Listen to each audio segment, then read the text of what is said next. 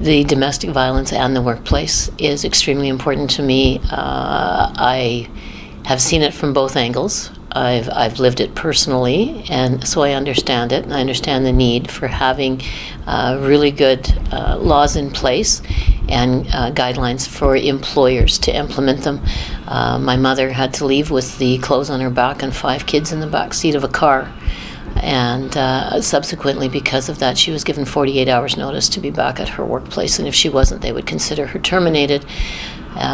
It was a lot for her to stay gone. She had left twice before that and went back because the threat of losing your job and losing the income and the only means of being able to support your children, whom you're trying your utmost to protect, it was too hard, and it was too much to have to leave behind. So she stayed, and then the third time when she actually left, she knew she had to leave for the safety of her children. And she always said that things will be looked after, Shell. Things will be looked after. A few years later, as history has proven time and time again, the cycle continues. And I myself was in an abusive marriage, domestic violence abused marriage, and had decided that I had to leave, and went to my employer. The day before I left, I had actually thought about it for about a month and a half, how I was going to do it, and went to my employer and explained the situation. The difference for me is that I was lucky enough to have a woman that understood, who said to me, "Take the time you need, Michelle. We value you as an employee. We need you back here. We'll put you on sick leave until you can get life straightened out and protect yourself and your children.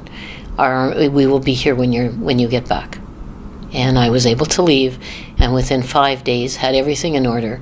My husband had been moved from the home through a court order. My children and I went back to our home, to a place of safety with the restraining order in place. My husband, as I say, had been moved out, and I was able to return to work within 7 days of actually leaving my husband. I continued on with employment because my husband and I both had very forward-thinking employers. We were able to go into counseling, and with our children, we went to counseling for months and months. We were able to reunite the family, and we had 16 wonderful years together after that until his passing a few years ago. So I consider myself one of the lucky ones. It's unfortunate that a woman of this day and age has to be lucky enough to have an employer that understands and supports. I gave everything, my heart and soul, to that employer when I got back. I have never forgotten the woman that gave me the opportunity to correct things in my home. The cycle for my family is broken. I have 2 sons that are nothing like their dad was in that aspect. We were able to grow and survive. We call ourselves survivors of domestic violence, including my husband. He was a survivor of it as well. And that's what we need to be going forward with in the future.